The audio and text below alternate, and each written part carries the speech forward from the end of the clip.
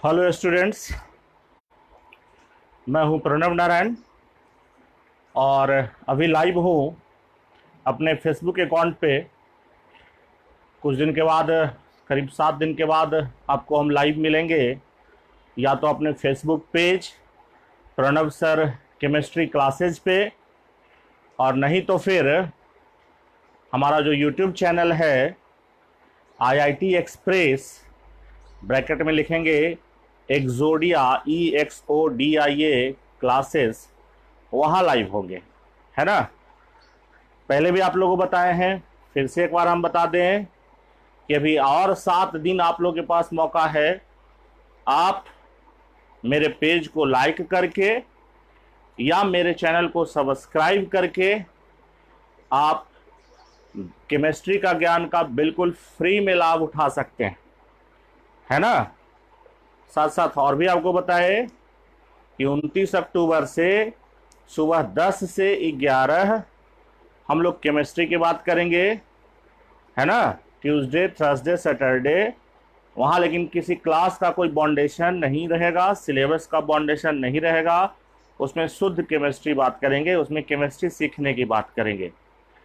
और एक और बात जो खास करके जो बच्चे 12th में हैं, 12th का बोर्ड देंगे इस बार, उनके लिए है।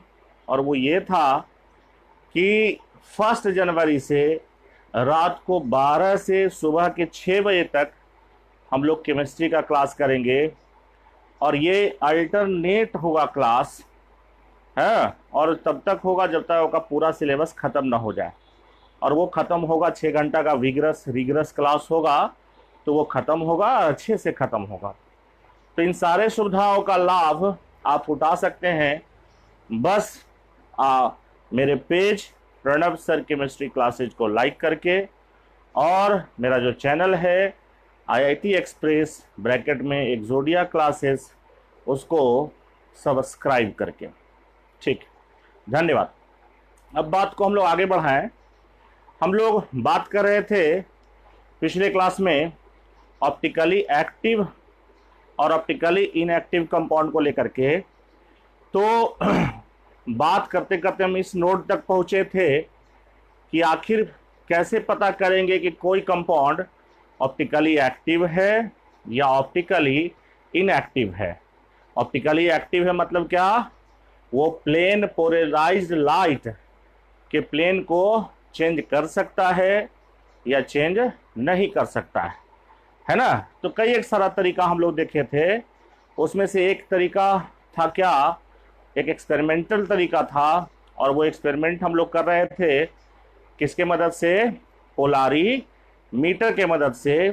और कहा गया था कि कोई कंपाउंड डेक्स्ट्रो रोटेटरी है, यानी कि छोटा वाला डी से रिप्रेजेंट करेंगे, या लीवो रोटेटरी है, डेक्स्ट्रो रोटेटरी है, या लीवो रोटेटरी है, यानी कोई कंपाउंड डी है, छोटा डी, या एल है।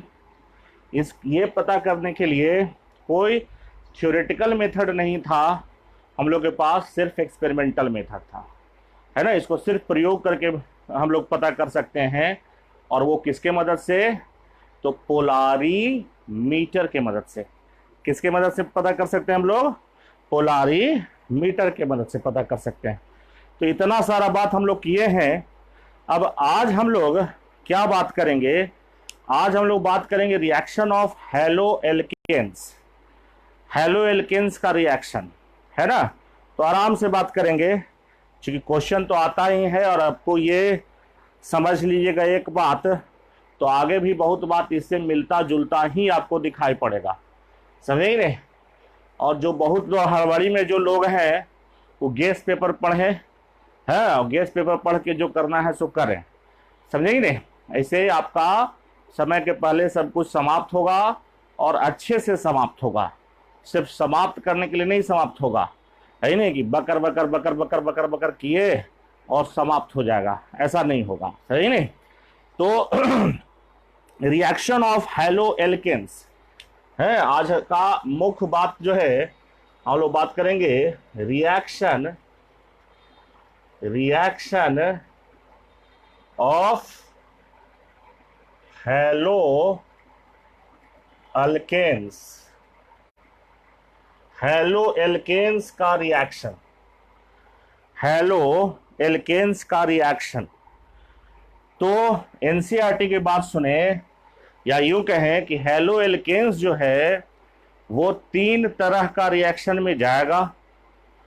हैलो एल्केन्स 3 तरह का रिएक्शन करेगा। कौन कौन सा 3 तरह का रिएक्शन करेगा? तो एक करेगा सब्स्टिट्यूशन रिएक्शन, एक करेगा सब्स्टिट्यूशन रिएक्शन, सब्स्टिट्यूशन रिएक्शन। दूसरा तरह का रिएक्शन में जो जाएगा वो होगा एलिमिनेशन रिएक्शन, एलिमिनेशन रिएक्शन। और तीसरा तरह का जो रिएक्शन होगा वो होगा reaction with metals, reaction with metals, है ना, जिसके अंतर्गत हम लोग मुख्य रूप से बात करेंगे ग्रिग्नार्ड रिएजेंट के बारे में और थोड़ा सा गिलमांस रिएजेंट के बारे में, है, या अल्काइल लिथियम के बारे में। समझेंगे नहीं? तो ये चीज आपका, तो सब्स्टिट्यूशन, एलिमिनेशन और रिएक्शन विथ मेटल। ये रिएक्शन किसका है? हैलो अल्केन्स का है, हैलो एरेंस का नहीं, हैलो एल्केन्स का। हैलो एरेंस का हम लोग आगे देखेंगे। तो अभी हैलो एल्केन्स का रिएक्शन है। तो सबसे पहले हम लोग बात करें सब्स्टिट्यूशन रिएक्शन को लेकर के। सबसे पहले हम लोग बात करें सब्स्टिट्यूशन रिएक्शन को लेकर के। सब्स्टिट्यूशन रिएक्शन में क्या होगा?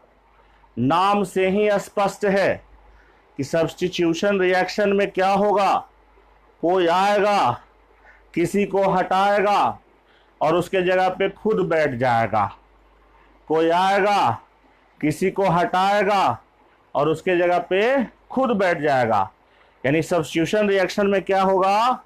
कोई आएगा और किसी को सब्स्टिट्यूट करेगा, है ना। जैसे कि समझते हैं ना हम लोग कि क्रिकेट टीम में 11 प्लेयर ही खेल सकता है।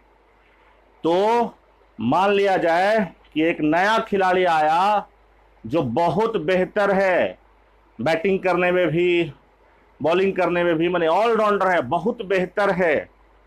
तो अगर उसको टीम में लाना है तो क्या करेंगे? 11 उसको टीम में ला के जोड़ दें, प्लेइंग 12 कर दें? ऐसा नहीं ना होगा।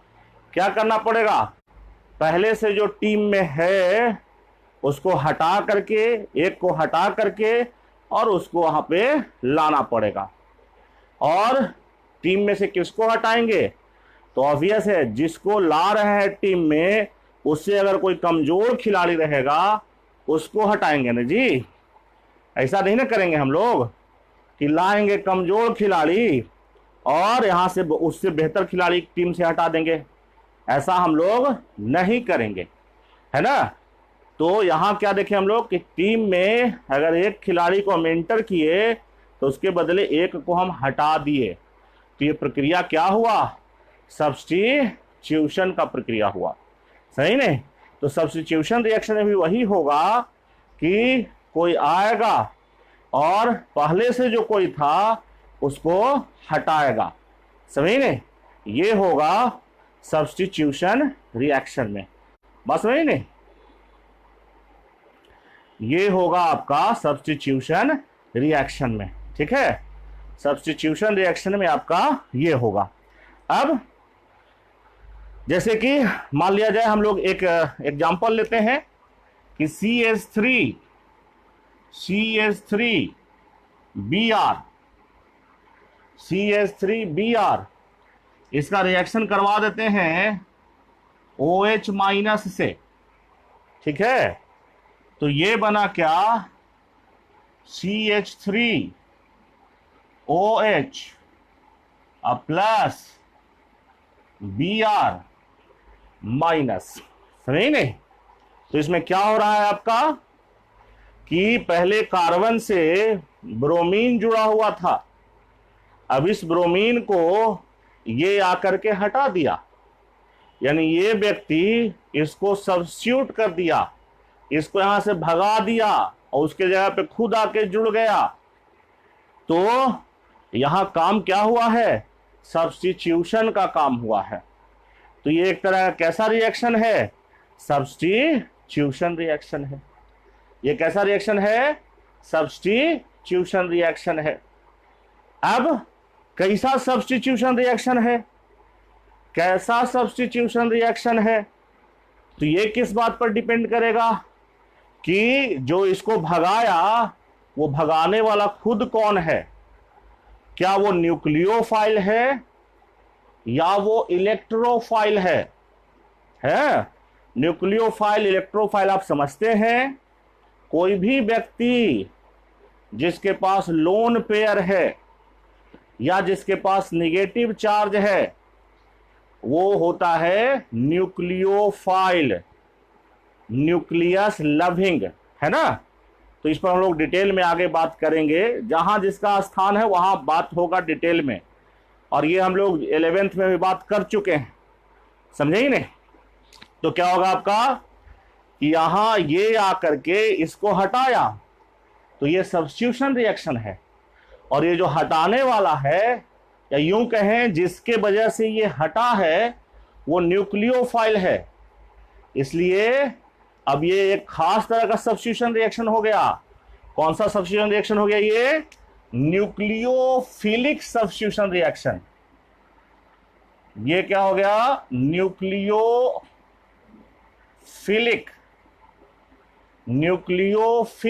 Substitution reaction. यहां न्यूक्लियोफाइल आया, इसको सब्स्टिट्यूट किया, तो ये हो गया न्यूक्लियोफिलिक सब्स्टिट्यूशन रिएक्शन। क्लियर है? तो दो चीज हम यहां पर स्पष्ट किए कि सब्स्टिट्यूशन रिएक्शन क्या, तो जिसमें कोई आएगा और किसी दूसरे को हटा करके उसके जगह पे खुद बैठ जाएगा, तो ये सब्स्टिट्यूशन हो गया। अब हटा कौन रहा है, या यूं कहें कि ये हट किसके वजह से रहा है? तो हटा रहा है न्यूक्लियोफाइल, या यूं कहें कि ये हट किसके वजह से रहा है? न्यूक्लियोफाइल के वजह से हट रहा है। तब ये हो जाएगा कैसा? Nucleophilic substitution reaction. Nucleophilic substitution reaction. Clear है? तो ये चीज आपका है। अब ये जो रिएक्शन है ये मुख्यतः दो तरह का होता है। न्यूक्लियोफिलिक सब्स्टिट्यूशन रिएक्शन मुख्यतः दो तरह का होता है। एक होता है SN2 रिएक्शन, SN2 रिएक्शन, और एक होता है SN1 रिएक्शन। एक होता है SN2 रिएक्शन और एक होता है SN1 रिएक्शन। SN2 का फुल फॉर्म क्या, पहले ये समझ लें। तो ये हो गया substitution, S stand for substitution, N stand for nucleophilic, और ये 2 जो है ये है, इसका मतलब है बाईमॉलिक्यूलर। अब ये बाईमॉलिक्यूलर का क्या मीनिंग ये समझेंगे हम लोग तत्काल, अभी हम बस फुल फॉर्म बता रहे हैं। ये सब्स्टिट्यूशन, न्यूक्लियोफिलिक, बाईमॉलिक्यूलर रिएक्शन, और ये हो गया सब्स्टिट्यूशन, न्यूक्लियोफिलिक 1 है तो यूनिमॉलिक्यूलर रिएक्शन। तो ये मुख्य रूप से है दो तरह का, एक SN2 रिएक्शन है और एक है SN1 रिएक्शन। आज हम लोग जो बात करेंगे, या यूं कहें कि बात करना स्टार्ट करेंगे, वो SN2 रिएक्शन को लेकर के, सब्स्टिट्यूशन, न्यूक्लियोफिलिक, बाईमॉलिक्यूलर रिएक्शन के बारे में बात करेंगे, समझे नहीं? तो आइए हम लोग बात करते हैं SN2 रिएक्शन, सही नहीं? ये चीज आपका SN2 रिएक्शन किसको कहेंगे? SN2 रिएक्शन क्यों कह रहे हैं SN2 रिएक्शन, सही नहीं? क्या मैकेनिज्म है SN2 रिएक्शन का, कौन कौन सा फैक्टर प्रभावित करेगा SN2 रिएक्शन को, कितना महत्वपूर्ण है SN2 रिएक्शन, ये सारा बात हम लोग समझेंगे। और कितना महत्वपूर्ण है सब्स्टिट्यूशन रिएक्शन, है ही नहीं, ये बात भी हम लोग समझेंगे, है ही नहीं। तो सबसे पहले तो हम हेडिंग दे दें कि हम लोग बात कर रहे हैं क्या, SN2 रिएक्शन, सब्स्टिट्यूशन, न्यूक्लियोफिलिक, बाइमॉलिक्यूलर। तो सब्स्टिट्यूशन रिएक्शन किसको कहते हैं ये हम लोग समझ लिए हैं, न्यूक्लियोफिलिक रिएक्शन किसको कहते हैं ये हम लोग समझ लिए हैं, और अब हम लोग समझने वाले हैं कि बाइमॉलिक्यूलर क्या है और क्यों, ठीक है।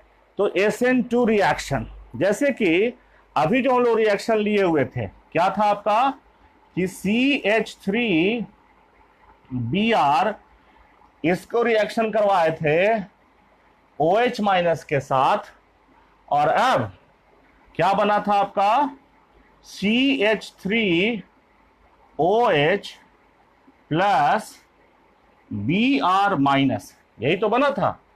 तो ये रिएक्शन कैसा रिएक्शन है, सब्स्टिट्यूशन रिएक्शन है, क्योंकि ये आकर के इसको हटा दे रहा है, तो ये सब्स्टिट्यूशन रिएक्शन है। कैसा सब्स्टिट्यूशन है, तो न्यूक्लियोफिलिक सब्स्टिट्यूशन रिएक्शन है। क्यों, क्योंकि हटाने वाला कौन है, न्यूक्लियोफाइल है, या यूं कहें कि ये हट किसके वजह से रहा है, न्यूक्लियोफाइल के वजह से हट रहा है, तो ये न्यूक्लियो सब्स्टिट्यूशन रिएक्शन है।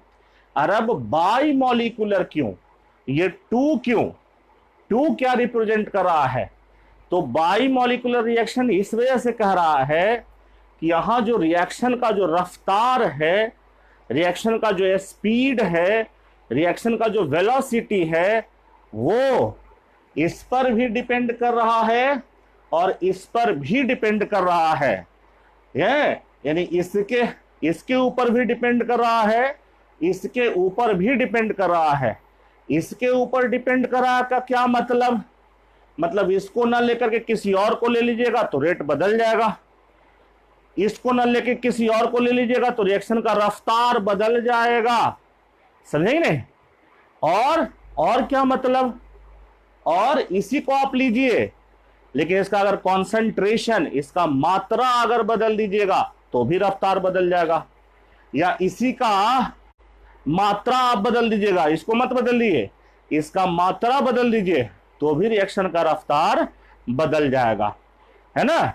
तो रिएक्शन का जो रफ्तार है वो इस पर भी डिपेंड कर, मतलब इसके नेचर पर भी डिपेंड कर रहा है, मतलब इसके पहचान पर भी डिपेंड कर रहा है, इसके आइडेंटिटी पर भी डिपेंड कर रहा है, और इसके मात्रा पर भी डिपेंड कर रहा है, इसके अमाउंट पर भी डिपेंड कर रहा है, इसके कॉन्सेंट्रेशन पर भी डिपेंड कर रहा है, सही नहीं। और ये इन दोनों के ऊपर डिपेंड कर रहा है, मतलब रिएक्शन का जो रफ्तार है इन दोनों के पहचान पर डिपेंड कर रहा है, और इन दोनों के मात्रा, अमाउंट या कॉन्सेंट्रेशन पर भी डिपेंड कर रहा है ना। जिसको इक्वेशन के रूप में हम लोग ऐसे दिखाते हैं कि जो रिएक्शन का रफ्तार है वो डायरेक्टली प्रोपोर्शनल है किसके ऊपर, तो ये स्क्वायर ब्रैकेट से हम लोग दिखाते हैं कॉन्सेंट्रेशन किसी चीज का, तो कॉन्सेंट्रेशन CH3Br का और कॉन्सेंट्रेशन किसका, OH माइनस का, समझे नहीं। तो रिएक्शन का जो रफ्तार है वो इन दोनों के कॉन्सेंट्रेशन पर डिपेंड कर रहा है, और इन दोनों के आइडेंटिटी पर भी डिपेंड कर रहा है। यानी OH माइनस ना लेकर के आप NH2 माइनस ले लीजिए तो रफ्तार कुछ और हो जाएगा, है ना। CH3Br ना लेकर के आप ले लिए CH3CH2Br ले लीजिए तो रफ्तार कुछ और हो जाएगा। आप यही लीजिए, लेकिन इसका मान लेते हैं मात्रा 1 मोलर से बढ़ा के 2 मोलर कर दीजिए तो रफ्तार कुछ और हो जाएगा। आप यही लीजिए, लेकिन इसका मात्रा मान लेते हो 0.1 मोलर से बढ़ा के 0.2 मोलर कर दीजिए तो रफ्तार कुछ और हो जाएगा, सही नहीं। तो यहां क्या कह रहा है कि रिएक्शन का जो रफ्तार है, रिएक्शन का जो स्पीड है, रिएक्शन का जो वेलोसिटी है, इन दोनों लोगों पर डिपेंड कर रहा है। इसके पावर 1 पे डिपेंड कर रहा है, इसके पावर 1 पे डिपेंड कर रहा है। तो 1 और 1 2 हो गया, तो 2 हो गया तो ये हो गया बाई मॉलिक्यूलर, सही है। तो इसलिए आया बाई मॉलिक्यूलर। अब अगला क्वेश्चन ये भी है कि क्यों रिएक्शन का रफ्तार इन दोनों पर डिपेंड कर रहा है, ये भी तो क्वेश्चन उठेगा ना। हम कह रहे हैं कि इन दोनों पर डिपेंड कर रहा है, तो अब है कि क्यों दोनों पर डिपेंड कर रहा है, क्यों सिर्फ इस पर डिपेंड नहीं कर रहा रिएक्शन का रफ्तार, क्यों सिर्फ इस पर डिपेंड नहीं कर रहा रिएक्शन का रफ्तार। तो इसी धीरे धीरे ये सब धागा खुलेगा, समझिए। ये चीज आपका है, जुड़े रहिएगा तो धीरे धीरे आपको रस मिलते जाएगा, ठीक है। ऐसे भी हम एल्यूर करने वाला पढ़ाई ना पढ़ाते हैं, है ही नहीं, ये एल्यूरिंग कर रहे हैं, ठीक है। तो धीरे धीरे सारा धागा खुलेगा कि भैया हम कह रहे हैं कि रिएक्शन का रफ्तार इन दोनों पर डिपेंड कर रहा है, तो आखिर क्यों, सिर्फ इस पर क्यों नहीं डिपेंड कर रहा है, सिर्फ इस पर क्यों नहीं डिपेंड कर रहा है, समझे नहीं। तो ये चीज हम लोग आगे समझेंगे। तत्काल अभी अब एक्सप्लेन कर रहे थे SN2 रिएक्शन मतलब सब्स्टिट्यूशन। सब्स्टिट्यूशन क्यों, चूंकि ये आया इसको हटाया इसलिए सब्स्टिट्यूशन। न्यूक्लियोफिलिक क्यों, चूंकि हटाने वाला न्यूक्लियोफाइल है, या यूं कहें ये जो हट रहा है वो न्यूक्लियोफाइल की वजह से हट रहा है। और बाई मॉलिक्यूलर क्यों, चूंकि रिएक्शन का जो रफ्तार है वो दोनों रिएक्टेंट के पहचान पर, दोनों रिएक्टेंट के मात्रा पर डिपेंड कर रहा है, इसलिए ये क्या हो गया, बाई मॉलिक्यूलर रिएक्शन है। तो ये हम जस्टिफाई किए YSN2, क्लियर है ये चीज आपका। अब हम लोग आगे बात करें, SN2 रिएक्शन को क्या कहते हैं, क्यों कहते हैं, ये सारा बात अब धीरे धीरे आराम से करेंगे। तो सबसे पहले तो हम बात करें मैकेनिज्म ऑफ SN2 रिएक्शन। इसका मैकेनिज्म क्या है, मैकेनिज्म ऑफ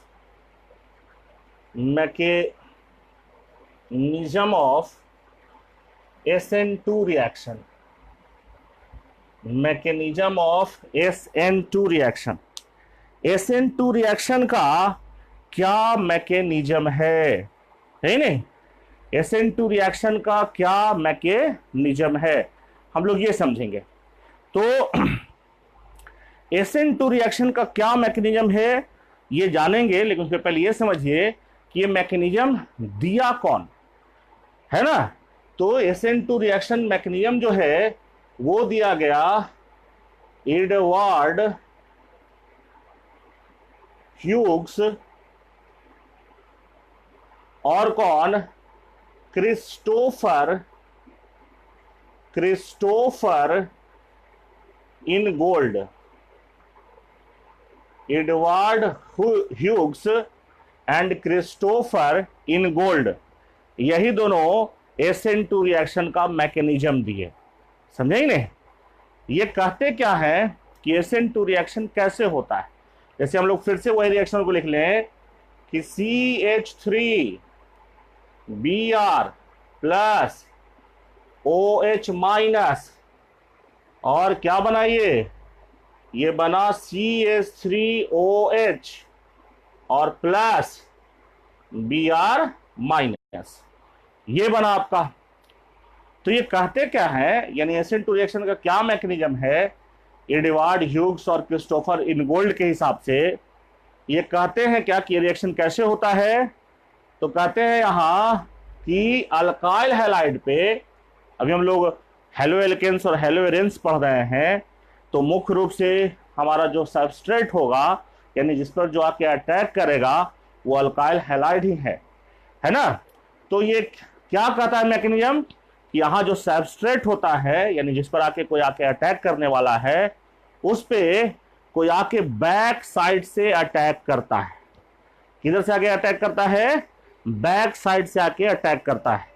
तो हम लोग तो पढ़ रहे हैं न्यूक्लियोफिलिक रिएक्शन, यानी यहां न्यूक्लियोफाइल बैक साइड से अटैक करता है और फ्रंट साइड से कोई छोड़ता है।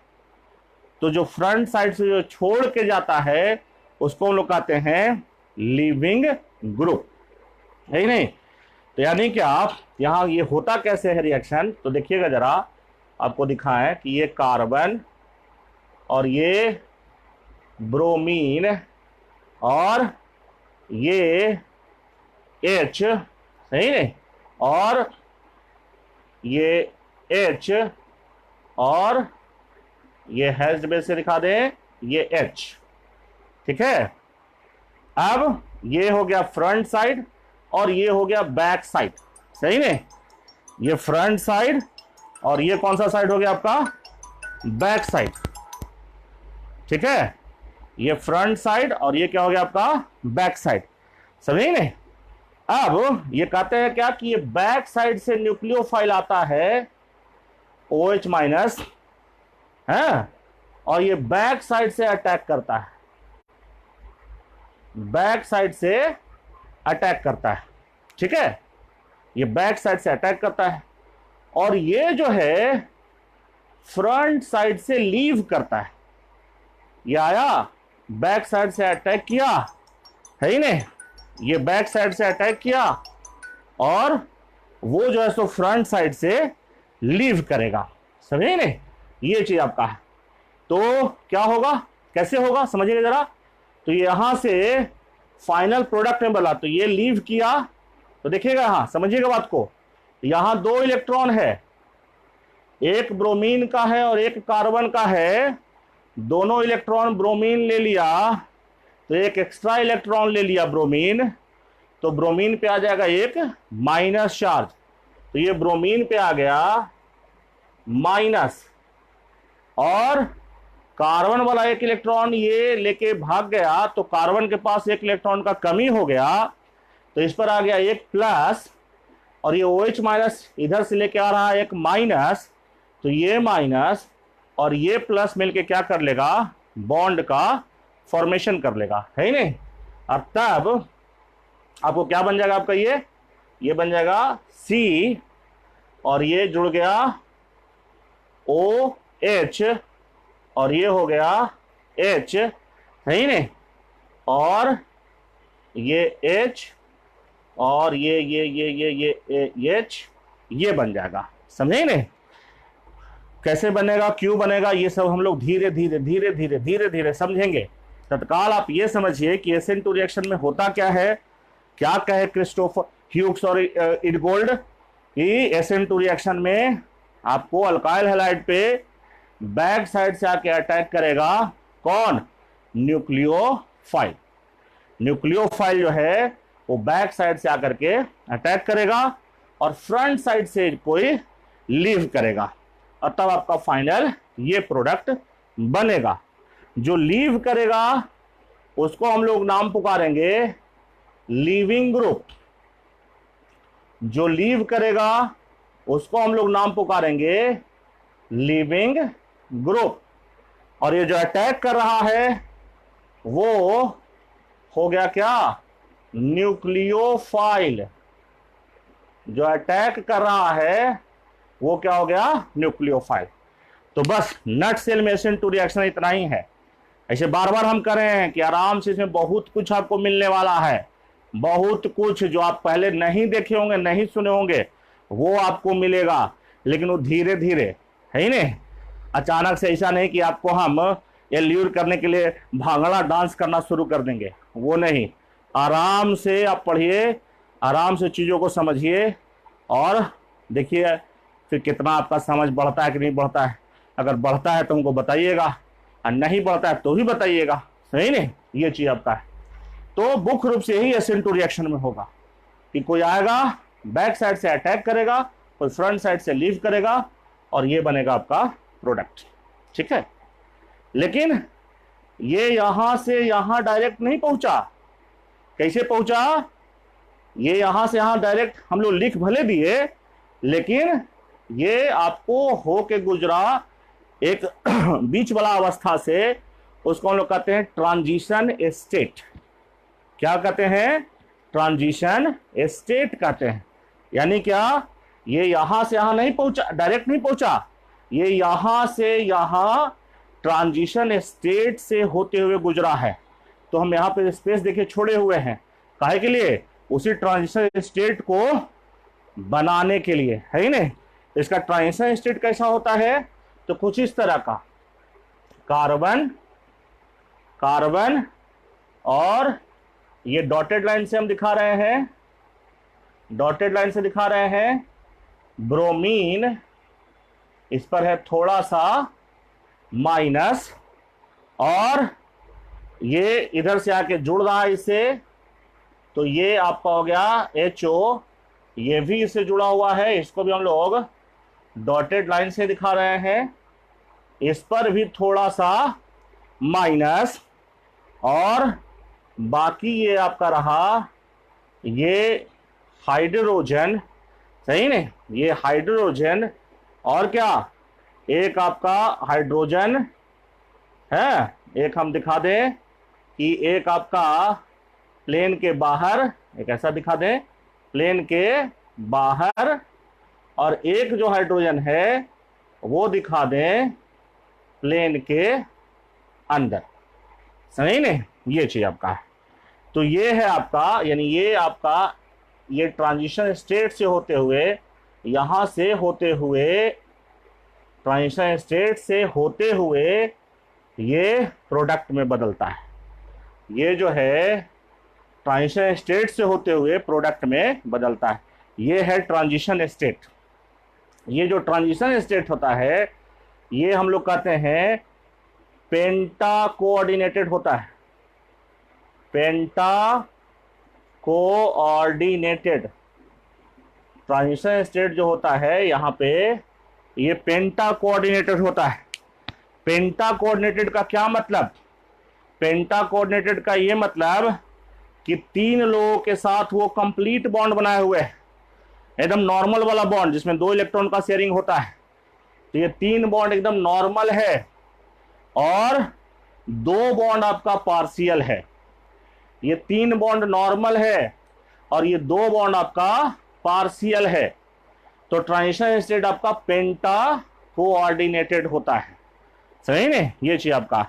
जब भी 2 लोग रिएक्ट करेंगे, रिएक्ट करके प्रोडक्ट बनाएंगे, तो इंटरमीडिएट बने या ना बने, इंटरमीडिएट बने या ना बने, आपको ट्रांजिशन स्टेट जरूर बनता है, भले हम लोग दिखाएं नहीं बार बार, लेकिन ट्रांजिशन स्टेट बनता जरूर है ना। तो क्या कर रहे हैं, सीधा सीधा कि SN2 में क्या होगा, कोई आएगा बैक साइड से अटैक करेगा, कोई फ्रंट साइड से लीव करेगा, और ये फाइनल प्रोडक्ट बन जाएगा। लेकिन ये फाइनल प्रोडक्ट कैसे कैसे होके जाता है, तो इस ट्रांजिशन से होके जाता है, जो ट्रांजिशन स्टेट क्या होता है, पेंटा कोऑर्डिनेटेड होता है, 3 कंप्लीट बॉन्ड है और 2 आपका पार्शियल बॉन्ड है ही नहीं। यानी कुछ SN2 रिएक्शन में ऐसा होता है कि मान लिया जाए ये आप लिए, ये लिए, ठीक है ना, ये मान लो कि ये आपका लिविंग ग्रुप है, और ये कार्बन का बैक साइड, तो यहां क्या आएगा, कोई आता है न्यूक्लियोफाइल, बैक साइड से आके अटैक करता है, बैक साइड से आके अटैक करता है। अब क्यों अटैक करता है बैक साइड से, ये एक अलग क्वेश्चन है।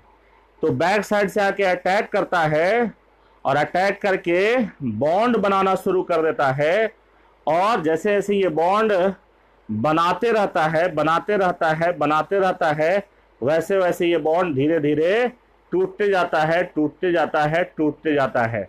यानी ये बॉन्ड आके धीरे धीरे बनाना शुरू कर दिया है, और ये बॉन्ड धीरे धीरे टूटना शुरू हो गया है, और यहां से यहां कैसे पहुंचते हैं, तो यहां से गुजर के जाते हैं।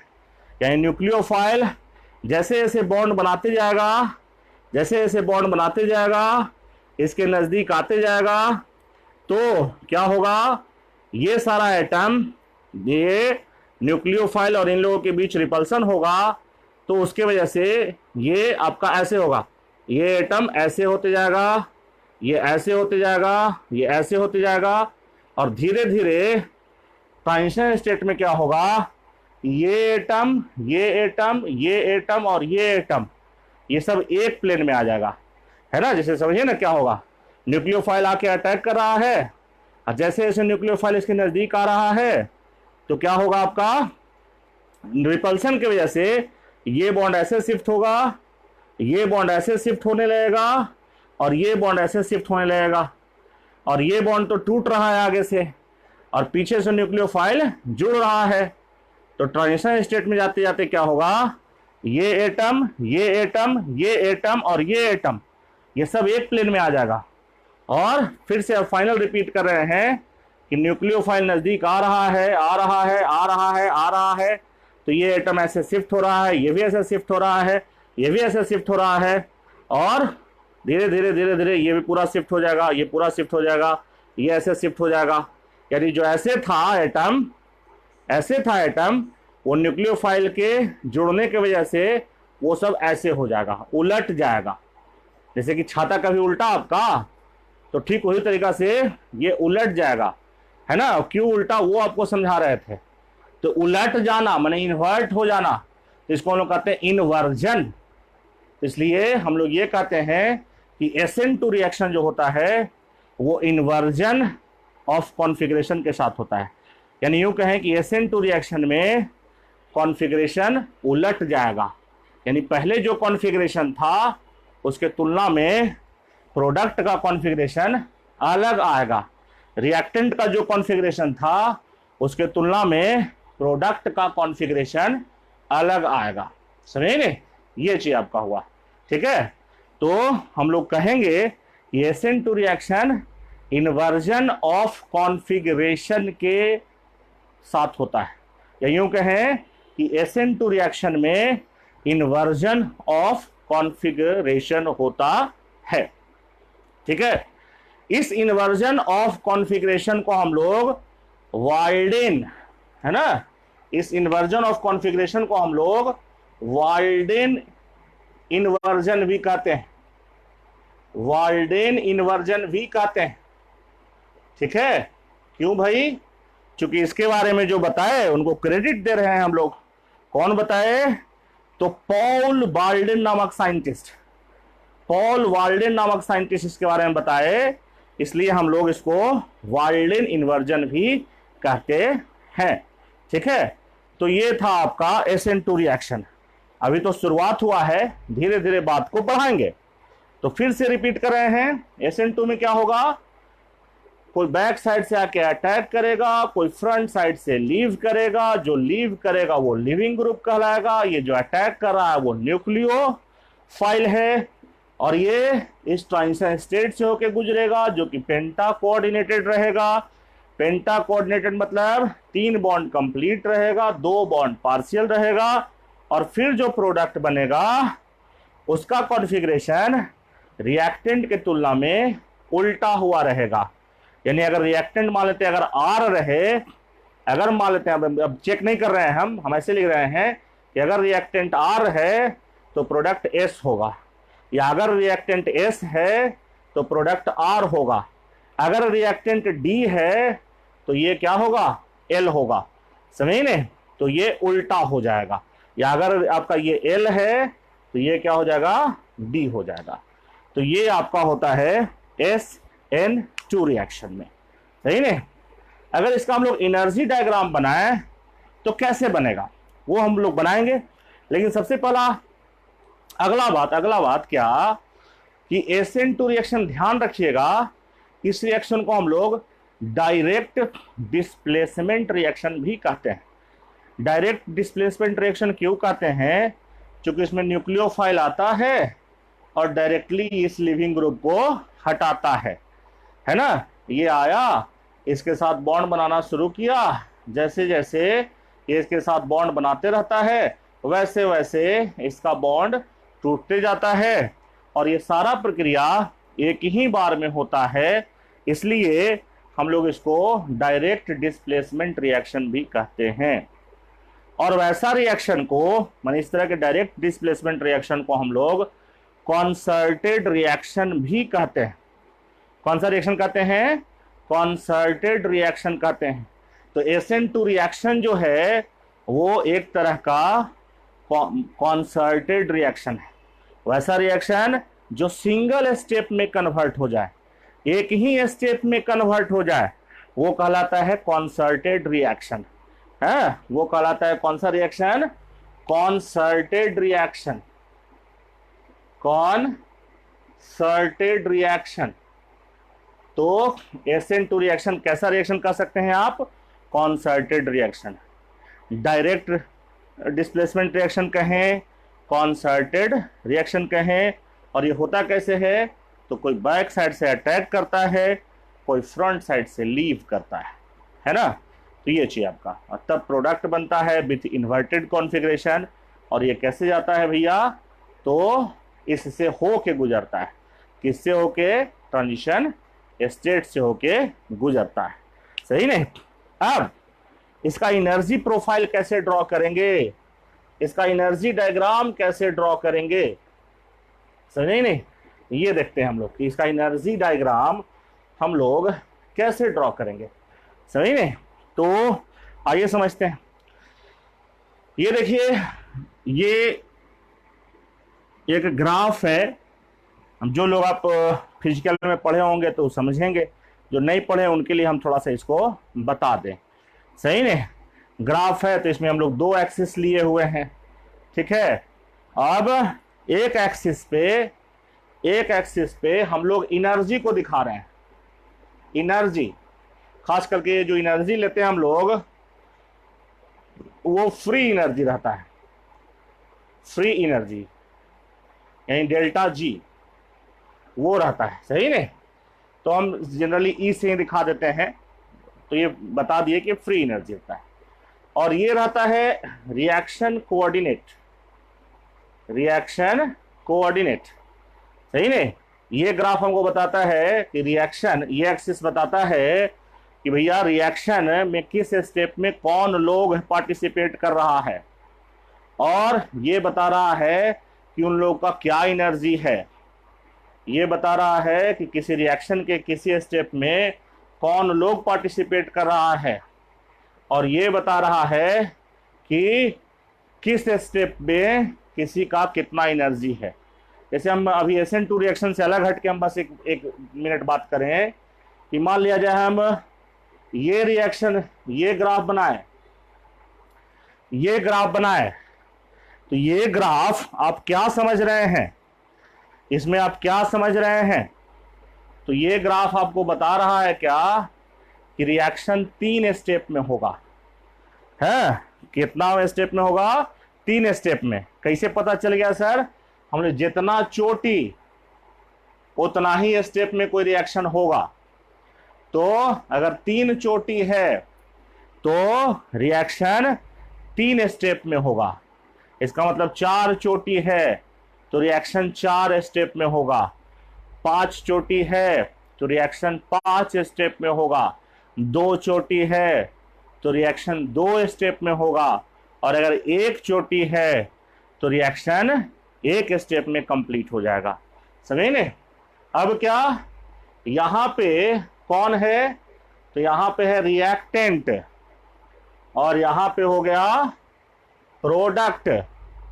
और इन सारे चोटी पे क्या रहता है? कौन रहता है? Transition state.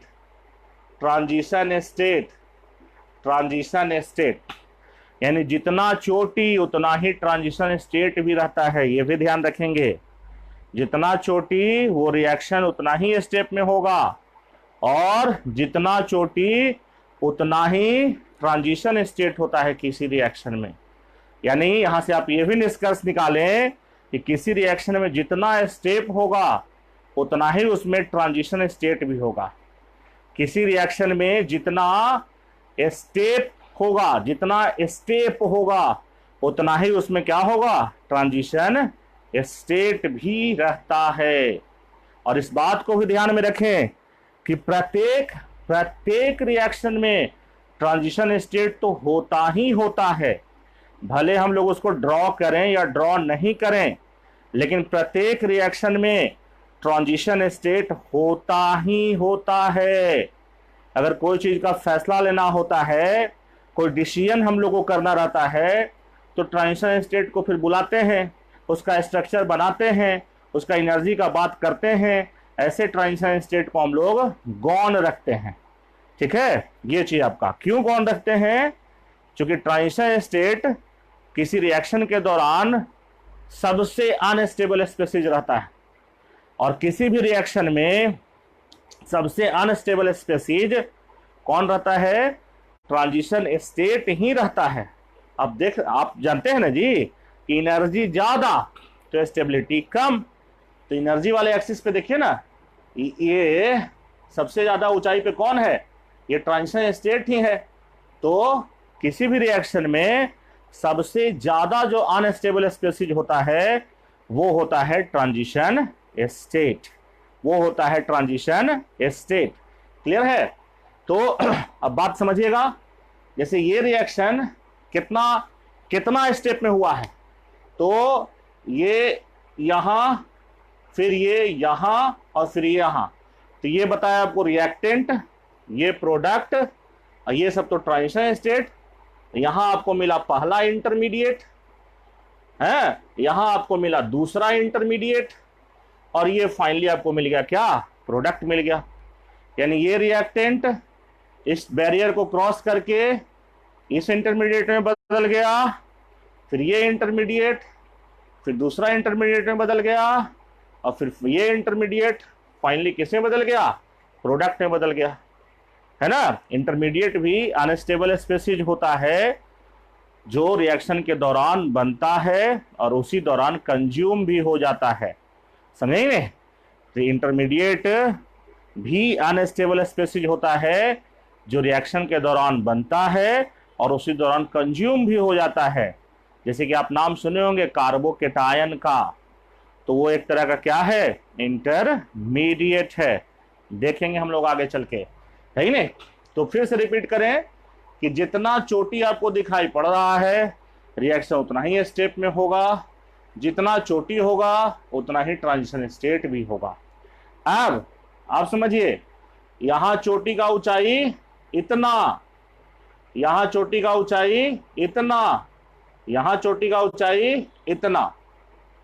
तो चोटी का ऊंचाई जितना ज्यादा, वो स्टेप होने में उतना ही टाइम लगेगा, यानी वो स्टेप उतना ही स्लो होगा। यानी अगर हम कहें कि ये रिएक्शन एक स्टेप, दो स्टेप, तीन स्टेप में कंप्लीट हो रहा है, तो ये वाला जो स्टेप है ये सबसे स्लो स्टेप है, और ये वाला जो स्टेप है वो सबसे फास्ट स्टेप है। यानी इस वाला स्टेप में जहां रिएक्टेंट जो है वो पहला इंटरमीडिएट में बदल रहा है, इसमें सबसे ज्यादा एनर्जी का जरूरत है, इसमें सबसे ज्यादा ऊंचाई चढ़ना पड़ेगा, चढ़ाई चढ़ना पड़ेगा। तो ये स्टेप सबसे भारी भरकम हो गया, और एक बार जब यहाँ चढ़ जाइए तो सड़क से ससर के यहाँ उतर न जाइए, और उसके बाद आप यहाँ पहुंच गए आप। और अब यहाँ तक पहुंचने के लिए अब आपको फिर से इस चोटी को क्रॉस करना पड़ेगा। तो ये चोटी बड़ा था, ये चोटी छोटा है, तो ये ज्यादा आसानी से आप क्रॉस कर जाइएगा। फिर यहाँ चढ़ गए तो फिर सड़क के उतर न जाइए, ये दूसरा इंटरमीडिएट बन गया। फिर अभी आप यहाँ हैं, तो फिर अब ये चोटी तो काफी छोटा है, तो ये फटाक से चढ़ जाइए और आप उतर जाइए, समझेंगे ना? ये चीज आपका। अब इस चोटी को यहां से यहां चढ़ने के लिए, चढ़ाई करने के लिए ताकत चाहिए ना जी, ताकत चाहिए मानी एनर्जी चाहिए ना जी, समझे ना? तो जो एनर्जी चाहिए उसको हम लोग यहाँ पे केमिस्ट्री में पुकारते हैं इस नाम से, एक्टिवेशन एनर्जी। एक्टिवेशन एनर्जी, कौन सा एनर्जी? एक्टिवेशन एनर्जी के नाम से पुकारते हैं। यदि इस स्टेप में भी चाहिए एक्टिवेशन एनर्जी, तो मान लो इसको हम एक्टिवेशन एनर्जी कैसे दिखाए, EA1। इस स्टेप पे भी चाहिए एक्टिवेशन एनर्जी, मान लो इसको हमने दिखाया ऐसे EA2। और इस स्टेप में भी चाहिए एक्टिवेशन एनर्जी, मान लो इसको ऐसे दिखाई EA3। तो क्या देख रहे हो, सबसे ज्यादा एनर्जी किसमें चाहिए? पहला स्टेप में, फिर उससे कम दूसरा में, और तीसरे सबसे कम किसमें? तीसरा में। यानी पहला स्टेप में एक्टिवेशन एनर्जी चाहिए सबसे ज्यादा, उससे कम दूसरा चढ़ाई में, और सबसे कम तीसरा चढ़ाई में चाहिए, समझे ही नहीं? तो यहाँ एनर्जी ज्यादा देना है, तो ज्यादा एनर्जी लेने में समय ज्यादा लगेगा, तो ये हो गया सबसे स्लो वाला स्टेप। और यहाँ तो कम ही एनर्जी लेगा, है ही नहीं, ये फटाक से एनर्जी लिया, ठीक है। जैसे कैसे भी आजकल आ रहा है बहुत कुछ, है ही नहीं, कि तुरंत एनर्जी ले रहा है अपने काम भर, तो यहाँ कम ही एनर्जी लेना है तो तुरंत ले लेगा, तो ये रिएक्शन क्या होगा, फास्ट होगा। यानी क्या, रिएक्शन का रफ्तार और एक्टिवेशन एनर्जी में संबंध उल्टा होता है। बात समझिएगा, इसको ध्यान में रखिएगा भविष्य के लिए, कि रिएक्शन का जो रफ्तार है वही रफ्तार जो आप समझ रहे हैं, समझेंगे। तो रिएक्शन का रफ्तार और एक्टिवेशन एनर्जी में संबंध उल्टा, ज्यादा एक्टिवेशन एनर्जी और तो रिएक्शन का रफ्तार कम, और ज्यादा एक्टिवेशन एनर्जी कम कब आपको पता चल जाएगा, तो यहां से यहां तक का ऊंचाई नाप लीजिए।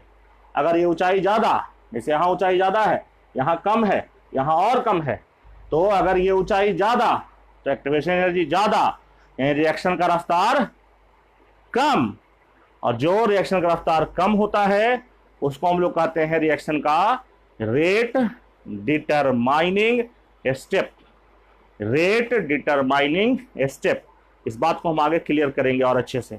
तत्काल ये ग्राफ आप समझ लीजिए, और ये जनरल ग्राफ बनाए थे, SN2 रिएक्शन के लिए नहीं था, ये जनरल था, है नहीं, ये किसी भी रिएक्शन के लिए आप लगा सकते हैं। अब हम लोग SN2 रिएक्शन के लिए एनर्जी डायग्राम बनाते हैं। SN2 रिएक्शन के लिए एनर्जी डायग्राम हम लोग ड्रॉ करें तो क्या कहे कि SN2 रिएक्शन एक ही स्टेप में होता है।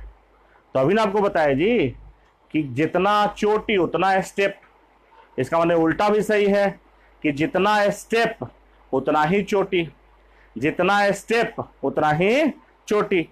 तो अगर SN2 रिएक्शन के लिए हम लोग बनाए ग्राफ तो कुछ इस तरह का होगा, ये इस तरह का, ठीक है, ये इस तरह का होगा। इस एक्सिस पे हम लोग एनर्जी लिए हैं, बार बार कर रहे हैं, ये एनर्जी कौन सा है, फ्री एनर्जी है, और ये रिएक्शन कोऑर्डिनेट है। रिएक्शन कोऑर्डिनेट बताता है कि किस स्टेप में कौन कौन स्पेसीज इन्वॉल्व है, कौन कौन एटम इन्वॉल्व है, कौन कौन मॉलिक्यूल इन्वॉल्व है, कौन कौन आयन इन्वॉल्व है, ये बताता है। तो यहाँ तो एक ही चोटी आपको दिखाई पड़ रहा है ना, इसका क्या मतलब कि SN2 रिएक्शन जो है वो एक ही स्टेप में होगा। SN2 रिएक्शन एक ही स्टेप में होगा, है ही नहीं। और तब यहाँ क्या होगा, एक ही स्टेप में होगा, तो यहाँ हो गया रिएक्टेंट, और यहाँ हो गया प्रोडक्ट, और यहाँ हो गया ट्रांजिशन स्टेट है, यहाँ हो गया ट्रांजिशन स्टेट। यानी क्या, यानी यहां से हम ग्राफ से ये देख पा रहे हैं कि SN2 रिएक्शन में ट्रांजिशन स्टेट तो बनता है, ट्रांजिशन स्टेट तो बनेगा, लेकिन इंटरमीडिएट नहीं बनेगा। SN2 रिएक्शन में सिर्फ ट्रांजिशन स्टेट बनेगा, इंटरमीडिएट नहीं बनेगा। क्लियर है, ये चीज आपका। और अब इसको और एक्सप्लोर करें कि रिएक्टेंट कौन था।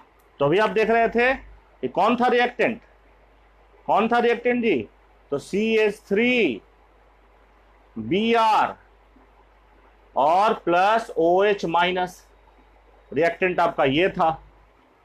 और प्रोडक्ट क्या बना था, प्रोडक्ट बना था CH3OH प्लस Br माइनस। और ये किससे होकर गुजरा था, ट्रांजिशन स्टेट से। ट्रांजिशन स्टेट का स्ट्रक्चर फिर से हम यहां पे बनाते हैं, यही था ना जी, कार्बन और ये Br माइनस, थोड़ा माइनस, और ये OH, इस पर थोड़ा माइनस, है ही नहीं, और ये H और ये H। तो SN2 में क्या होगा कि ये जो रिएक्टेंट है वो इस ट्रांजिशन स्टेट से होते हुए इस प्रोडक्ट में गुजर गया। एक ही चोटी है, मतलब रिएक्शन एक स्टेप में हो रहा है, और एक ही चोटी है, या कहेंगे रिएक्शन जब एक ही स्टेप में हो रहा है तो SN2 रिएक्शन में इंटरमीडिएट नहीं बनेगा। और बार बार कर रहे हैं कि कोई रिएक्शन जितना स्टेप में होता है उतना उसमें ट्रांजिशन स्टेट रहता ही रहता है, आप दिखाएं या न दिखाएं, बुक लिखने वाला दिखाए या न दिखाए, है। तो ये रिएक्शन चूंकि एक स्टेप में हो रहा है तो इसमें एक ट्रांजिशन स्टेट है ना। तो कोई पूछेगा कि SN2 रिएक्शन में क्या नहीं होता है, तो कहेगा कि इंटरमीडिएट नहीं होता है, लेकिन ट्रांजिशन स्टेट होता है। कोई पूछ दे कि कितना ट्रांजिशन स्टेट होगा, तो भैया एक ट्रांजिशन स्टेट बनता है, एक ट्रांजिशन स्टेट का फॉर्मेशन होता है। ट्रांजिशन स्टेट कैसा था, पेंटा कोऑर्डिनेटेड था। क्लियर है। तो ये था SN2 रिएक्शन। अब बात को आगे बढ़ाएं।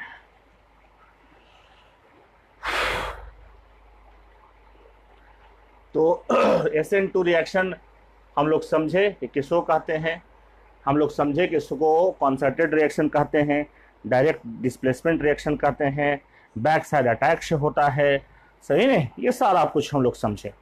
अब कुछ और बात जो आपके दिमाग में आ रहा होगा, कुछ और बात जो आपके दिमाग में आ रहा होगा कि एक बहुत सारा क्वेश्चन आपके दिमाग में आ रहा होगा कि एक सारा क्वेश्चन हम भी आपको छोड़े हुए हैं कि सबसे पहला क्वेश्चन, उस क्वेश्चन का आंसर दें, फिर हम लोग फैक्टर पे चलेंगे। सबसे पहला क्वेश्चन हम लोग कहे थे कि रिएक्शन का जो रफ्तार है SN2 रिएक्शन में वो दोनों रिएक्टेंट पे डिपेंड करता है। और क्या बताए थे कि दोनों रिएक्टेंट के कॉन्सेंट्रेशन पर डिपेंड करता है, दोनों रिएक्टेंट के आइडेंटिटी पर डिपेंड करता है रिएक्शन का रफ्तार। समझे नहीं। तो आखिर ऐसा क्यों, आखिर ऐसा क्यों? तो आखिर इस वजह से, ऐसा इस वजह से चूंकि रिएक्शन का जो रफ्तार है वो इसी दोनों पे डिपेंड करेगा। नहीं समझे सर? हम बोले अभी आप देखें ना कि SN2 रिएक्शन क्या है, SN2 रिएक्शन एक ही स्टेप में हो रहा है, एक ही स्टेप में हो रहा है। जैसे बहुत सारे रिएक्शन 2 स्टेप में होता है, आगे चल के लोग पढ़ेंगे कि SN1 रिएक्शन जो है वो 2 स्टेप में हो रहा है। और अभी ने बताया कि ये वाला स्टेप यहां से यहां कंप्लीट हो गया और ये स्टेप यहां से यहां तक कंप्लीट हो गया। और अभी ने बताया आपको कि यहां ज्यादा एनर्जी देना पड़ेगा, यहां कम एनर्जी देना पड़ेगा, तो ये स्टेप स्लो हो गया और ये स्टेप क्या बताए कि फास्ट है। और फिर क्या बोले कि जो स्टेप स्लो होता है वही उसी पर रिएक्शन का रफ्तार डिपेंड करता है। यानी यही स्टेप, इसमें यही जो स्टेप है स्लो वाला स्टेप, यही रेट डिटरमाइनिंग स्टेप है। समझे नहीं? तो जब 2 है तो उसमें तो कह रहे हैं कि जो स्लो वाला है वही रेट डिटरमाइनिंग स्टेप है, लेकिन SN2 में जो है सो एक ही स्टेप है ना जी। यानी SN2 में यही वाला जो स्टेप है वही आपका रेट डिटरमाइनिंग स्टेप है। SN2 में यही जो स्टेप है वही आपका रेट डिटरमाइनिंग स्टेप है ही नहीं, वही रेट डिटरमाइनिंग स्टेप है। और रेट डिटरमाइनिंग स्टेट के ट्रांजिशन स्टेट में, फिर से ट्रांजिशन स्टेट हम ड्रॉ कर रहे हैं, ये कार्बन, ये ब्रोमीन, ये OH, थोड़ा माइनस और ये आपका H। तो इस ट्रांजिशन स्टेट में आप क्या देख रहे हैं कि इस ट्रांजिशन स्टेट में ये भी इन्वॉल्व है। ये देखिए CH3Br, और इस ट्रांजिशन स्टेट में OH माइनस भी इन्वॉल्व है। इस ट्रांजिशन स्टेट में CH3Br भी इन्वॉल्व है और इस ट्रांजिशन स्टेट में OH माइनस भी इन्वॉल्व है, दोनों इन्वॉल्व है। और चूंकि आपको RDS के ट्रांजिशन स्टेट में दोनों इन्वॉल्व है, इसलिए रिएक्शन का जो रफ्तार होगा वो दोनों लोगों पर डिपेंड करेगा। यानी यहां से आप निष्कर्ष पे पहुंचिए कि रिएक्शन का जो रफ्तार है उसी व्यक्ति के पहचान पर, आइडेंटिटी पर, उसी व्यक्ति के कॉन्सेंट्रेशन पर डिपेंड करता है जो RDS में इन्वॉल्व रहता है, जो RDS में इन्वॉल्व रहता है। जो RDS में इन्वॉल्व नहीं है उसको उसके कॉन्सेंट्रेशन पे, उसके आइडेंटिटी पे रेट को कोई मतलब नहीं है ना। तो जो लोग RDS में इन्वॉल्व रहेंगे उन्हीं लोगों का अगर आप मात्रा बदलिएगा उन लोगों को बदलिएगा, तभी रिएक्शन का रफ्तार बदलेगा। और जो लोग आरडीएस में इन्वॉल्व नहीं है, उन लोगों का अगर आप मात्रा बदल रहे हैं या उन्हीं लोगों को बदल दे रहे हैं, तो रिएक्शन के रफ्तार को कोई मतलब नहीं है। बात समझे नहीं?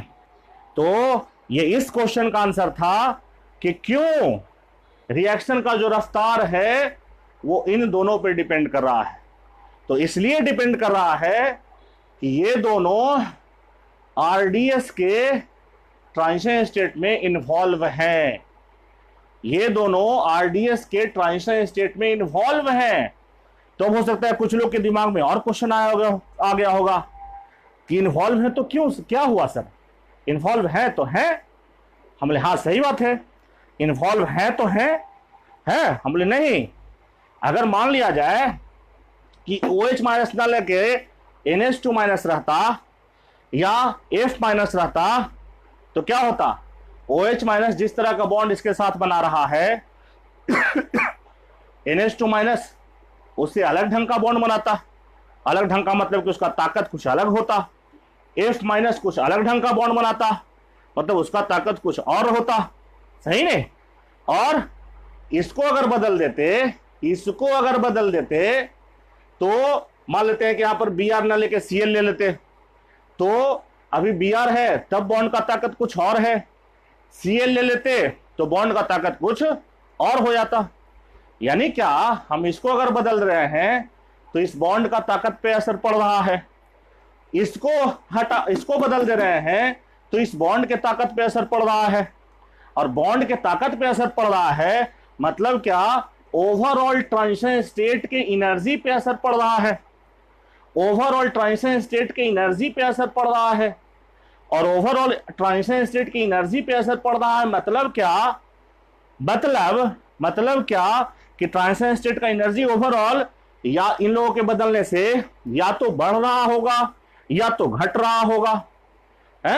तो ट्रांजिशन स्टेट का एनर्जी या तो बढ़ रहा होगा तो यानी ये कंडीशन हो रहा होगा, और घट रहा होगा तो ये कंडीशन हो रहा होगा। तो अभी तो हम लोग ये लेके चल रहे हैं, तो हमारा ट्रांजिशन स्टेट ये है। और हम मान लिया जाए इसको बदल के कुछ और रख दिए, तो हो सकता है ट्रांजिशन स्टेट का एनर्जी हमारा बढ़ जाए, या ये भी हो सकता है कि ट्रांजिशन स्टेट का एनर्जी हमारा घट जाए। तो अगर ट्रांजिशन स्टेट का एनर्जी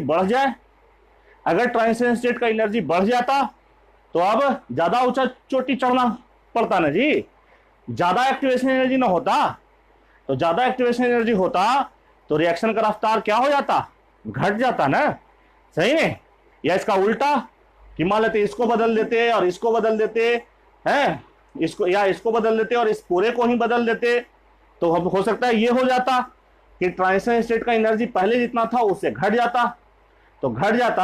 तो चोटी अब छोटा ना हो गया, यानी एक्टिवेशन एनर्जी का मान घट ना गया।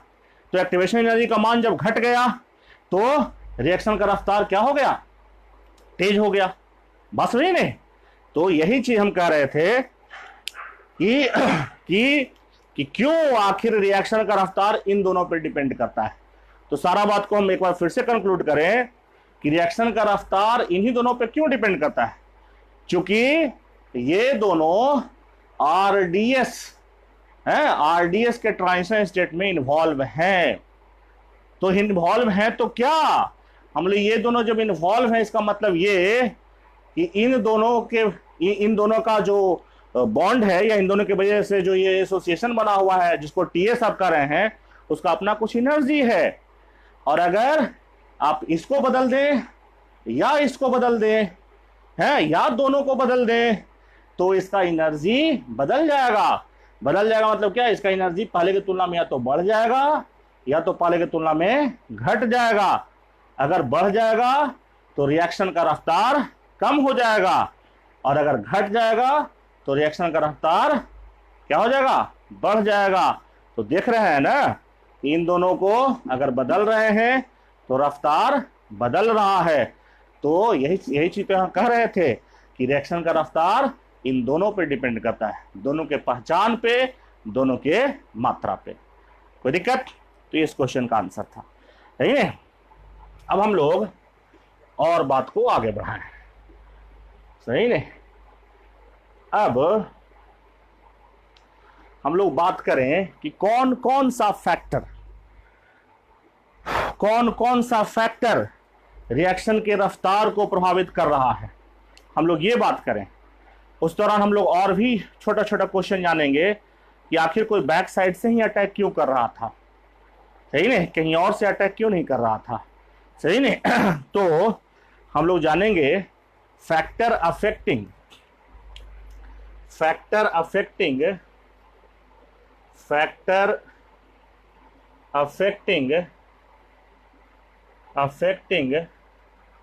rate of SN2 reaction, factor affecting rate of SN2 reaction. SN2 में क्या हो रहा था, रफली हम ड्रॉ कर दें फिर से, ये Br, ये H, सही नहीं, ये आपका H, ठीक है, ये आपका H और ये आपका H। बैक साइड से कोई आया न्यूक्लियोफाइल, आके यहाँ अटैक किया, फ्रंट साइड से ये लीव किया, तब तो आपको बन गया था C, है नहीं, ये H और ये H और ये H और OH और प्लस Br माइनस, यही हो रहा था। तो हम लोग बात करें कौन कौन सा फैक्टर SN2 रिएक्शन की रफ्तार को प्रभावित करेगा।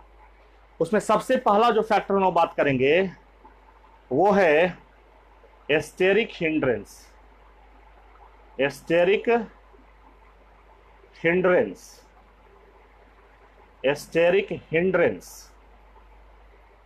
हिंड्रेंस कैसे प्रभावित करेगा? स्टेरिक हिंड्रेंस मतलब कि भीड़ भाड़ है, भीड़ भाड़ ज्यादा बढ़ गया तो रिपल्सन ज्यादा होगा, तो कहेंगे कि स्टेरिक हिंड्रेंस ज्यादा है।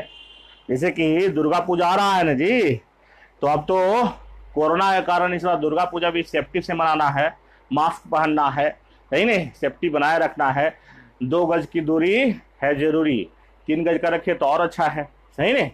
लेकिन मैंने पिछले साल का दुर्गा पूजा याद कीजिए या उसके पहले का याद कीजिए, तो क्या था, बहुत धक्का मुक्की था, मतलब बहुत ज़्यादा रिपल्सन था, सही नहीं। तो स्टेरिक हिंड्रेंस किसी ग्रुप के वजह से रिपल्सन, तो वो है आपका क्या, स्टेरिक हिंड्रेंस। तो स्टेरिक हिंड्रेंस और SN2 रिएक्शन के रफ्तार पे क्या रिलेशन है? तो कहता है कि रिएक्शन का जो रफ्तार है SN2 का, वो आपका स्टेरिक हिंड्रेंस के इनवर्सली प्रोपोर्शनल है। स्टेरिक हिंड्रेंस के इनवर्सली प्रोपोर्शनल है, यानी स्टेरिक हिंड्रेंस जितना ज्यादा होगा रिएक्शन का रफ्तार उतना ही कम होगा। स्टेरिक हिंड्रेंस जितना ज्यादा होगा रिएक्शन का रफ्तार उतना ही कम होगा। क्यों भाई, ऐसा क्या है नहीं, हम लोग देख नहीं रहे हैं, यहां न्यूक्लियोफाइल ये बैक साइड पे आके अटैक कर रहा है, न्यूक्लियोफाइल बैक साइड पे आके अटैक कर रहा है। तो जो बैक साइड माने इसको, इस माइनस को यहां पे पहुंचना है, क्योंकि यहाँ प्लस सेंटर है। कैसे पता चला? हम लोगों को तो पता है ना जी कि कार्बन और ब्रोमीन का इलेक्ट्रोनेगेटिविटी अलग अलग है, ये ज्यादा बेईमान है, ये कम बेईमान है, ये ज्यादा इलेक्ट्रोनेगेटिव है, ये कम इलेक्ट्रोनेगेटिव है। तो ये व्यक्ति क्या किया, इसके इलेक्ट्रॉन को थोड़ा अपनी ओर खींच लिया, तो इस पर आ गया थोड़ा माइनस, और इस पर आ गया है थोड़ा प्लस, और इस पर है क्या, माइनस। और सिंपल फंडा, अपोजिट चार्ज अट्रैक्ट, या यूं कहें opposite charge attract each other. तो यहां है माइनस और यहां इसको दिखाई पड़ गया प्लस, तो यहां ये अटैक करने के लिए परेशान है, यहां ये अटैक करने के लिए परेशान है। अब बहुत लोग क्वेश्चन आ रहे हो कि बैक साइड से ही क्यों, तो वो बताएंगे, है ना, सारा क्वेश्चन का आंसर मिलेगा, घबराइए मत। तो ये आपको माइनस, तो यहाँ प्लस, तो यहाँ अटैक करने के लिए परेशान है। अब जितना इधर खाली मिलेगा उतना ही तेजी से जाके ये अटैक करेगा। जैसे कि समझिए ना, ये समझिए नहीं है, ये OH माइनस यहाँ आके अटैक करने के लिए परेशान है परेशान है। और जितना ज्यादा ये खाली मिलेगा उतना ही आराम से अटैक करेगा। लेकिन मान लिया जाए यहाँ पर बड़ा बड़ा ग्रुप जोड़ देते, ऐसे ऐसे ऐसे कुछ बड़ा बड़ा ग्रुप जोड़ देते, तो क्या होता, OH माइनस यहाँ पहुंचना चाह रहा है और या तो वो पहुंच नहीं पाएगा, या बड़ा बड़ा ग्रुप जो है, तो बड़ा बड़ा ग्रुप के पास इलेक्ट्रॉन क्लॉड भी बड़ा बड़ा न रहता है जी। बड़ा बड़ा ग्रुप के पास इलेक्ट्रॉन क्लॉड बड़ा बड़ा रहता है, और OH पर माइनस पर भी निगेटिव चार्ज है, तो इसका इलेक्ट्रॉन क्लॉड और OH पर जो निगेटिव चार्ज है उसके बीच क्या होगा, रिपल्सन। OH माइनस उधर से तेज से आएगा, लेकिन जैसे जैसे इसके नजदीक पहुंचेगा तो इसके इलेक्ट्रॉन क्लॉड और इसके निगेटिव चार्ज के बीच रिपल्सन होगा, है ना। तो फिर भी वो तेजी से आ रहा है तो और नजदीक पहुंचेगा और नजदीक पहुंचेगा और नजदीक पहुंचेगा, और अगर इस ये रिपल्सन को अगर डोमिनेट कर सका तो ये जाके अटैक कर सकेगा। मतलब ये सब OH माइनस को दूर भगा रहा है। तो अगर OH माइनस इस जो दूर भगाने वाला प्रक्रिया है उसको डोमिनेट कर सका तो जाके अटैक कर देगा, और अगर नहीं कर सका तो OH माइनस यहां तक पहुंच नहीं पाएगा, और जब OH माइनस यहां अटैक नहीं करेगा तो ये Br माइनस यहां से लीव भी नहीं करेगा। बस यही नहीं, तो हिंड्रेंस कब कम है सो समझिएगा, तो जब कार्बन से छोटा छोटा ग्रुप जुड़ा हुआ रहे, कार्बन से छोटा छोटा ग्रुप जुड़ा हुआ रहे तब हिंड्रेंस कम होता है। और अगर कार्बन से बड़ा बड़ा ग्रुप जुड़ गया तो भीड़ भाड़ धक्का मुक्की काफी ज्यादा है, न्यूक्लियोफाइल को यहां पहुंचने में काफी परेशानी हो रहा है। कई बार तो न्यूक्लियोफाइल पहुंच नहीं पाता है तो अटैक नहीं कर पाता है, अटैक नहीं कर पाता है तो ये लीव भी नहीं कर पाता है। बात समझ रहे कि नहीं, ये चीज आपका है, और तब एशन टू रिएक्शन नहीं हो पाता है। ठीक है, तो स्टेरिक हिंड्रेंस अगर बढ़ेगा तो रेट क्या होगा, घटेगा। ये बात समझिएगा। अब स्टेरिक हिंड्रेंस जनरली कब बढ़ता है, तो कहता है कि जब डिग्री ऑफ कार्बन बढ़ाते जाएंगे तो स्टेरिक हिंड्रेंस बढ़ते चल जाएगा। सही नहीं, यानी हम ये ले लिए CH3Br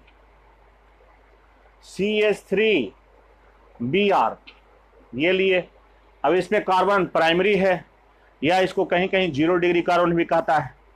इसके तुलना में हम ये कर दिए RCH2Br है, तो इसके तुलना में हिंड्रेंस बढ़ जाएगा।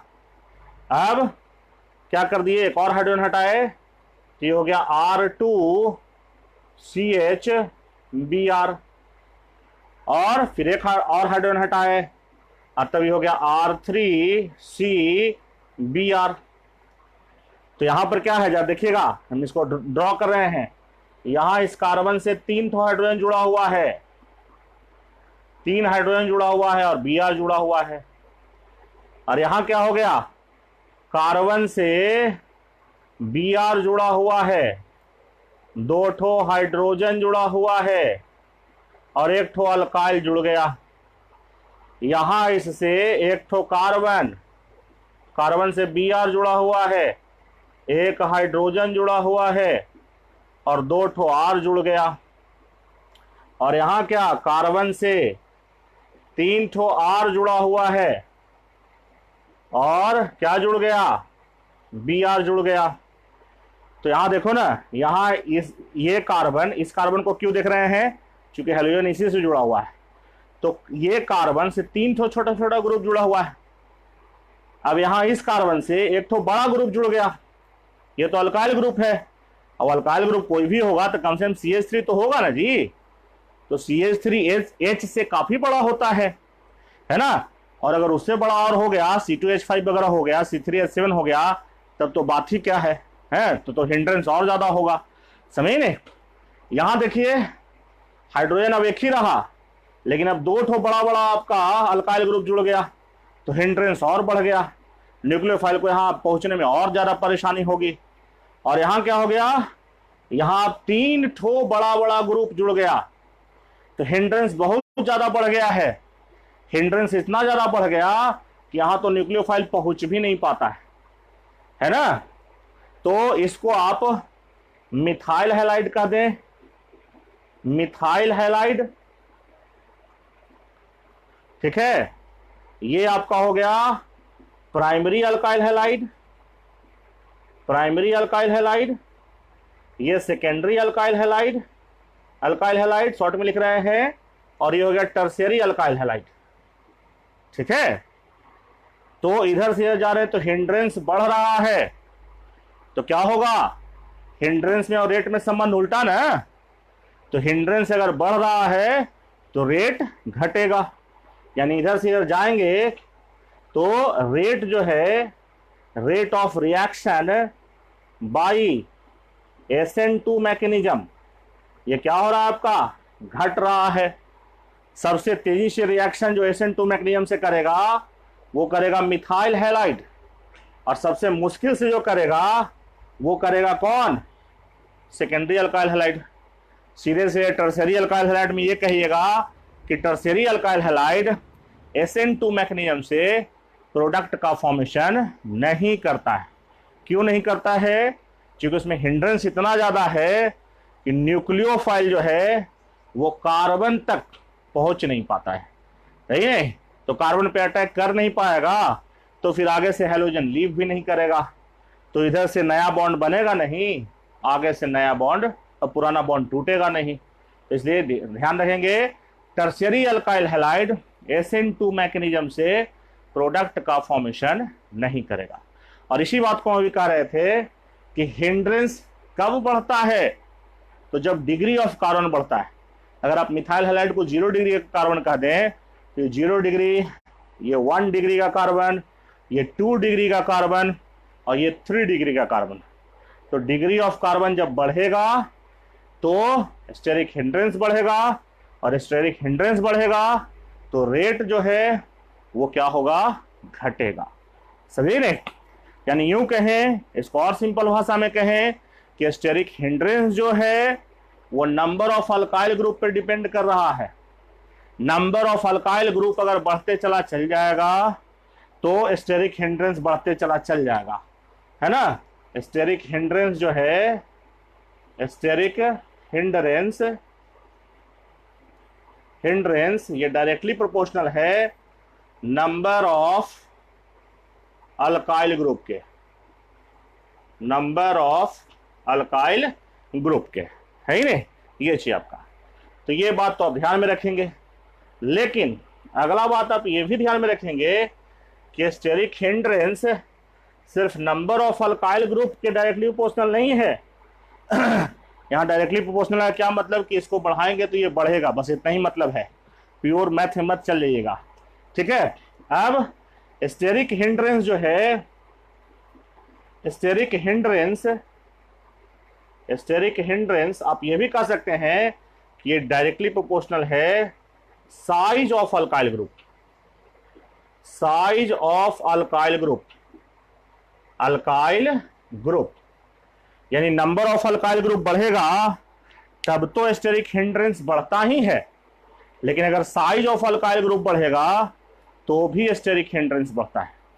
नंबर ऑफ अल्काइल ग्रुप अगर बढ़ेगा तब तो स्टेरिक हिंड्रेंस बढ़ता ही है, अगर साइज ऑफ अल्काइल ग्रुप बढ़ेगा तो भी स्टेरिक हिंड्रेंस बढ़ेगा, है नहीं। इस बात के सपोर्ट में हम लोग एक एग्जांपल लेते हैं, ठीक है। जैसे मान लिया जाए हम लोग लिए अल्काइल हैलाइड, अल्काइल हैलाइड, और ये इसका क्लास, क्लास, और ये है relative ROR, relative rate of reaction. तो जैसे हम लोग अल्काइल हैलाइड लिए मिथाइल ब्रोमाइड, फिर लिए इथाइल ब्रोमाइड, फिर हम लिए CH3 CH2 CH2 Br propyl bromide, और फिर हम लेते हैं CH3 CH CH3 Br isopropyl bromide, और फिर लिए हम लोग CH3 CH3Br, ये हो गया टर्शियरी ब्यूटाइल ब्रोमाइड। ठीक है, तो ये कौन सा क्लास है? तो ये 0 डिग्री कह सकते हैं, या सीधे से कह दीजिए कि ये मिथाइल का हो गया, मिथाइल ब्रोमाइड हो गया। ये क्या हो गया? तो ये प्राइमरी में आ गया, क्योंकि ब्रोमीन प्राइमरी कार्बन जुड़ा हुआ है। ये भी प्राइमरी में आ गया, यहाँ भी प्राइमरी से जुड़ा हुआ है। ये सेकेंडरी अल्काइल हैलाइड हो गया, क्योंकि ये सेकेंडरी कार्बन जुड़ा हुआ है। और ये टर्शियरी अल्काइल हैलाइड हो गया, है ही नहीं? ये चीज आपका हो गया। अब रिलेटिव रेट हम लोग जो देखे वो इसका 1200 है, इसका 40 है, इसका कितना है? 16 है। ठीक है, इसका और कम है 2.5 के नजदीक, और इसका कह रहे हैं क्या? Too slow to measure. ठीक है, टू स्लो टू मेजर, या इसको आप 1 ले लीजिए, है ना, 1 ले लीजिए। तो ये रिलेटिव रेट है, यानी ये जो है वो इसके तुलना में लगभग 1200 गुना ज्यादा तेजी से रिएक्शन करेगा किसी न्यूक्लियोफाइल के साथ। न्यूक्लियोफाइल हर जगह सेम लिए हैं, हम लोग मान लेते हैं इन सबका रिएक्शन OH माइनस से ही करवा रहे हैं, तो इसका रफ्तार जो है वो इसके तुलना में 1200 ज्यादा तेज होगा, 1200 गुना ज्यादा तेज होगा। यानी इसके तुलना में ये 1200 गुना ज्यादा तेजी से प्रोडक्ट का फॉर्मेशन करेगा, सही नहीं? और यहां तो स्टेरिक हिंड्रेंस इतना ज्यादा है कि न्यूक्लियोफाइल यहां अटैक नहीं कर पाता है, तो ये रिएक्शन का रफ्तार बहुत स्लो रहता है। तो ही कह रहे हैं कि ये टू स्लो टू मेजर, सही नहीं? ये चीज आपका है। तो अब हम क्या कह रहे थे कि स्टेरिक हिंड्रेंस जो है सिर्फ नंबर ऑफ अल्काइल ग्रुप पर नहीं डिपेंड करता है, साइज ऑफ अल्काइल ग्रुप पर भी डिपेंड करता है। जैसे कि देख लीजिए, यहां ये भी प्राइमरी अल्काइल हैलाइड ही है और ये भी प्राइमरी अल्काइल हैलाइड ही है, दोनों प्राइमरी अल्काइल हैलाइड ही है, लेकिन फिर भी इसका जो रेट है वो इसके तुलना में लगभग 2.5 गुना कम है। इसका देखिए ना, इसका 40 है रिलेटिव रेट, इसका 16 है, यानी इसके तुलना में इसका जो रेट है लगभग 2.5 गुना कम है। क्यों कम है भाई? क्यों कम है? क्योंकि यहां इस कार्बन से 2 हाइड्रोजन जुड़ा हुआ है, तो यहां भी जुड़ा हुआ है इस कार्बन से 2 हाइड्रोजन, तो यहां तो ये चीज तो सेम हो गया। लेकिन अब इस कार्बन से एक तो बड़ा सा इथाइल ग्रुप जुड़ा हुआ है और इस कार्बन से छोटा सा मिथाइल ग्रुप जुड़ा हुआ है। ठीक है, कि फिर से समझें कि क्यों कम है? क्योंकि अटैक होना है उस कार्बन से 2 हाइड्रोजन जुड़ा हुआ है, तो 2 हाइड्रोजन तो यहां भी जुड़ा हुआ है, तो सेम चीज से फैसला नहीं होगा। लेकिन यहां एक बड़ा सा इथाइल ग्रुप जुड़ गया है और यहां एक छोटा सा मिथाइल ग्रुप जुड़ा हुआ है, तो बड़ा सा इथाइल ग्रुप जो है वो ज्यादा हिंड्रेंस, ज्यादा धक्का मुक्की क्रिएट कर रहा है, इसलिए यहां रेट इसके तुलना में कम है। तो ये 40 है तो ये 16 है, यानी अगर ये 40 किलोमीटर प्रति घंटा, मोटा मोटी समझिए, है ना, आम जिंदगी से जोड़ के, कि अगर ये 40 किलोमीटर प्रति घंटा की रफ्तार से चल रहा होगा तो ये 16 किलोमीटर प्रति घंटा की रफ्तार से चल रहा होगा, यानी इसके तुलना में इसका रफ्तार 2.5 गुना कम हो गया। ठीक है, तो ये था आपका पहला फैक्टर जो रिएक्शन के रफ्तार को, SN2 रिएक्शन के रफ्तार को प्रभावित करता है, समझे नहीं? अब अगला कौन सा फैक्टर है ये हम लोग अगले क्लास में चर्चा करेंगे। आज के लिए बस इतना ही। Thank you.